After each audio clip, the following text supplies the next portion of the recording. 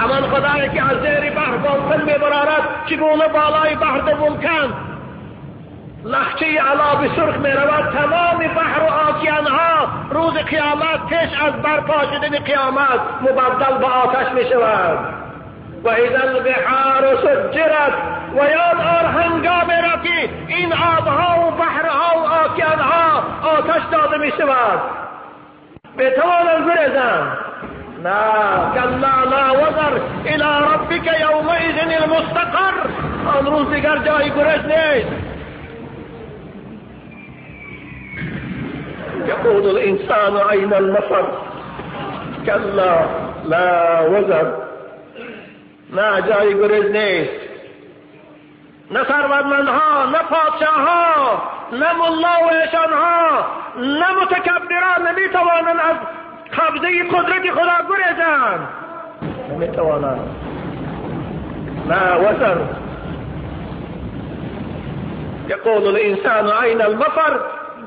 يقول الانسان الكافر. انسان کافر آن روز دهشت میگفت جای گریز کجاست؟ در کجا پنهان شویم؟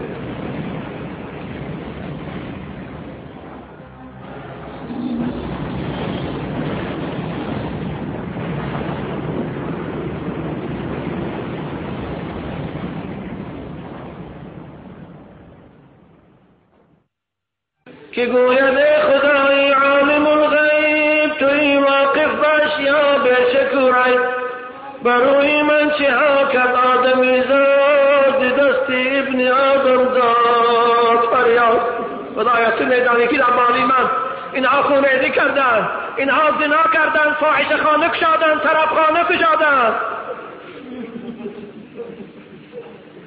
فساد و فتنه و فسق و عصیان، فساد و فتنه و فسق و عصیان گناه کردن تا دادنی جان.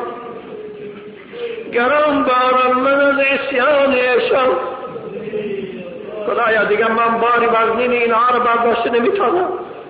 آن روز ببین عزیزان من از باری جسد ما وزنینی میکند. گرانبارم من از عصیان ایشان شد از مدفونشان خاکم پریشان. ندارم طاقت عصیان آن با این بار زمن این عاصیان را زود بردار. من طاقت این باری وزبینی این گناهگارا را برداشتن ندارم. اکنون زودتر اینها را از درون من بیرون کن.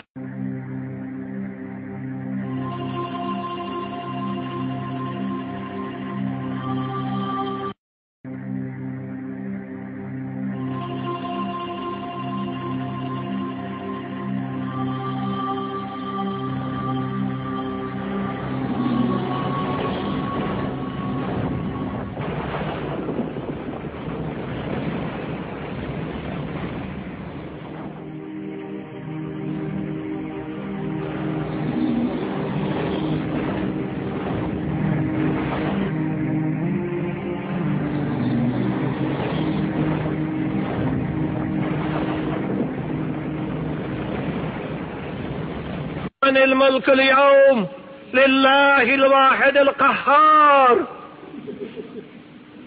امروز پادشاهی حقیقی کیست؟ امروز فرمانروا کیست؟ امروز حکومت در دست کیست؟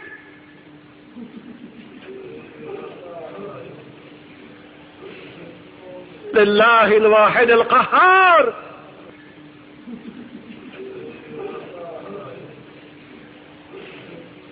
لله الواحد القهار. امروز حاکم، امروز حکومت دار، امروز فرمان بردار، امروز حاکم سعودیه فقط الله است.